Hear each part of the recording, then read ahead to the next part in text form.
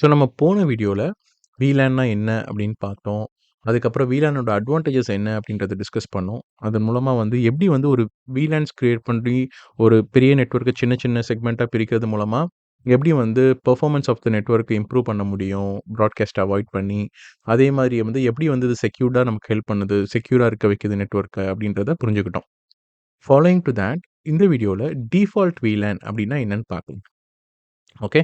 So as the name suggest default அப்படின்னா டிஃபால்ட்டாவே வர்றது. இப்போ நீங்க ஒரு ஸ்விட்ச் வாங்குறீங்க. புதுசா ஒரு ஸ்விட்ச் நீங்க பவர் ஆன் பண்றீங்கன்னே வச்சுக்கோங்களேன்.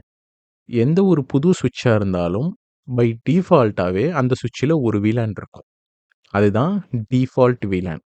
ஸோ அந்த டிஃபால்ட் VLAN அப்படிங்கிறது ஜென்ரலா VLAN 1. ஓகே. VLAN 1 தான் எப்பயுமே வந்து டிஃபால்ட் VLANஆ இருக்கும் ஸ்விட்ச்ல. நீங்க ஒரு புது ஸ்விட்ச் வாங்கி பவர் ஆன் பண்ணீங்கனாலும், அதுல வந்து நீங்க VLAN 1 அப்படின்னு ஒரு VLAN பார்ப்பீங்க. இந்த VLAN 1 வந்து தான் default VLAN and by default இந்த VLAN அந்த ஸ்விட்ச்ல இருக்க எல்லா போர்ட்டுக்கும் கான்ஃபிகர் ஆயிருக்கும். ஓகேங்களா? ஸோ, அதில தான் எல்லா இது வந்து சில கண்டிஷன்ஸ்ல ஹெல்ப்ஃபுல்லா இருக்கும். ஒரு சின்ன நெட்வொர்க்கு ஒரு ஒரு 10 டிவைஸ் தான் இருக்குது, ஒரு 20 டிவைஸ் தான் இருக்குது. இத வச்சு ஒரு நெட்வொர்க் பில்ட் பண்ணணும்னா, நீங்க அப்ப ஸ்விட்ச்லலாம் பெருசா கான்ஃபிகரேஷன்ஸ் எதுவும் ரெக்யர்மென்ட் இல்ல அப்டின்னா, நீங்க சும்மா ஸ்விட்ச்ச ஆன் பண்ணிட்டு ஒரு பிளக் அண்ட் ப்ளே மாரி கனெக்ட் பண்ணீங்கனாலே ஒர்க் ஆக ஆரம்பிச்சுரும். ஓகேங்களா? ஏன்னா, அந்த எல்லா போர்ட்லயுமே VLAN 1 இருக்கும். இப்ப VLAN 1 எல்லா போர்ட்லயும் இருக்கும்போது, நீங்க ஒரு 10 சிஸ்டம் தான் இருக்கு. நீங்க ஒரு 24 போர்ட் ஸ்விட்ச்சோ, இல்ல ஒரு 12 போர்ட் ஸ்விட்ச்சோ ஏதோ யூஸ் பண்றீங்க அப்டின்னா, பை டிஃபால்ட்டாவே இந்த 12 போர்ட்லயுமே VLAN 1 இருக்கும். நீங்க 10 பிசியும் கனெக்ட் பண்ணும்போது, அந்த 10 பிசியுமே VLAN 1லயே ஒர்க் ஆகும். ஓகே. அவங்க எல்லாருமே ஒரே பிராட்காஸ்ட் டொமைன் VLAN 1 அப்டின்ற அந்த VLANல அசோசியேட் ஆயிருப்பாங்க. அப்ப அவங்க எல்லாரும் ஒரே பிராட்காஸ்ட் டொமைன்ல ஒர்க் பண்ணுவாங்க. ஸோ, பை டிஃபால்ட்டாவே பிளக் அண்ட் ப்ளேவா அது ஒர்க் ஆக ஆரம்பிச்சுரும். ஆனா, இதே இது உங்களுக்கு வந்து ஒரு பெரிய நெட்வொர்க்கா இருக்கு. ஒரு 500 சிஸ்டம்ஸ் இருக்கு. பட் ஸ்டில் நீங்க 500 சிஸ்டம்னா, ஒரு ஸ்விட்ச்ல பண்ண முடியாது. நீங்க அதுக்கு ஒரு நெறைய ஸ்விட்சஸ் போடுவீங்க. அந்த மாரி சிச்சுவேஷன்லாம் போம்போது, எல்லா ஸ்விட்ச்லயும் இப்ப டிஃபால்ட் VLAனே வச்சு பண்ணிக்கணும்னு போடக்கூடாது. That's not recommended. ஓகேங்களா? ஸோ, அப்ப வந்து நம்ம வந்து நெட்வொர்க் ஈஸியா நீட்டா பிளான் பண்ணணும். பிளான் பண்ணி ஒவ்வொரு குரூப் தனித்தனியா எப்படி பிரிக்கணும், என்ன மாரி ரெக்வயர்மென்ட்ல பிரிக்கணும்னு பார்த்து, ஒவ்வொரு செக்மென்ட்டுக்கும் ஒரு VLAN கிரியேட் பண்ணி ஐசோலேட் பண்ணணும். ஓகேங்களா? அதே மாரி இந்த டிஃபால்ட் VLAN 1 இருக்கு இல்லையா? இந்த VLAN 1 நம்ம டெலீட் பண்ணவும் முடியாது, ரீநேம் பண்ணவும் முடியாது. பை டிஃபால்ட்டா. ஓகே. அதே மாதிரி பெஸ்ட் பிராக்டிஸ் என்னைக்குமே VLAN 1 யூஸ் பண்றது கிடையாது. நீங்க சும்மா சின்னதா ஒரு 10 டிவைஸ் மட்டும் இருக்குது. இந்த மாரி ஒரு இன்டர்னலா ஒரு சின்ன செட்டப்க்குன்னா ஓகே. பட் ஸ்டில் வந்து இட்ஸ் நாட் ரெக்கமெண்டட். ஒரு பெரிய நெட்வொர்க் ஒரு என்டர்பிரைஸ் நெட்வொர்க்லாம் இருக்கு அப்டின்னா, VLAN 1 வந்து யூசுவலா ரெக்கமெண்ட் பண்ண மாட்டாங்க. ஒரு ப்ரொஃபஷனலா. ஓகேயா? அட் த சேம் டைம் மேனேஜ்மென்ட்டுக்கும் நீங்க மேனேஜ்மென்ட் VLAN தனியா கிரியேட் பண்ணிக்கிறணும். டேட்டாக்கு டேட்டா VLAN கிரியேட் பண்ணிக்கிறணும். அது எந்த நம்பர் ஆனாலும் இருக்கலாம். நம்ம அத பார்த்தோம் இல்லையா போன வீடியோல. நார்மல் ரேஞ்ச், எக்ஸ்டெண்டட் ரேஞ்ச் அந்த மாரி பார்த்தோம். ஓகே. ஸோ, இப்ப நான் அத காமிக்கிறேன் உங்களுக்கு. அந்த போன வீடியோல எடுத்த செட்டப்லயும். ஸோ, இதுதான் நம்ம போன வீடியோல நம்ம டிஸ்கஸ் பண்ண ஒரு ஒரு டோபாலஜி கரெக்ட்டுங்களா?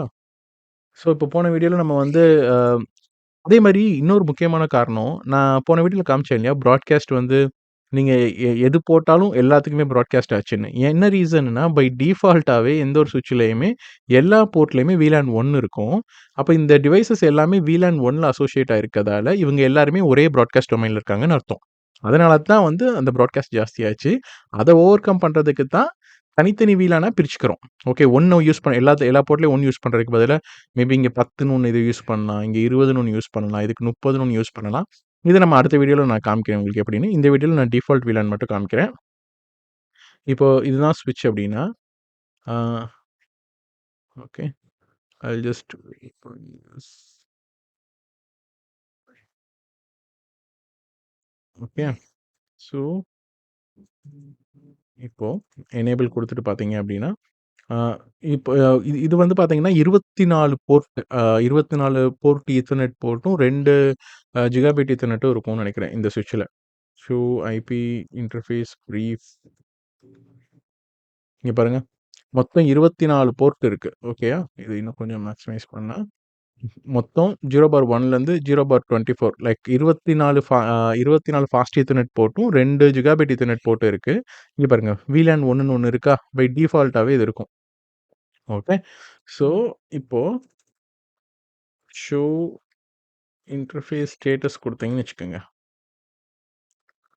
இங்க பாருங்க. ஷோ இன்டர்ஃபேஸ் ஸ்டேட்டஸ் குடுத்தா, இந்த எல்லா இன்டர்ஃபேஸ்லயுமே பை டிஃபால்ட்டாவே ஒரு VLAN ஆட் ஆயிருக்கு பாருங்க.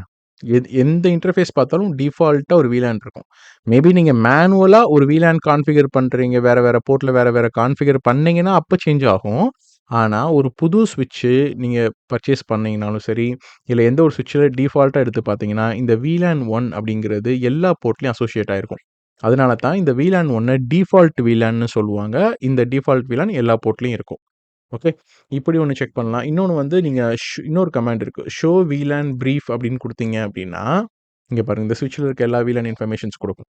ஸோ ஃபர்ஸ்ட் இது VLAN 1 இது வந்து ஐடி சரியா? VLAN 1ன்றது இதோட ஐடி.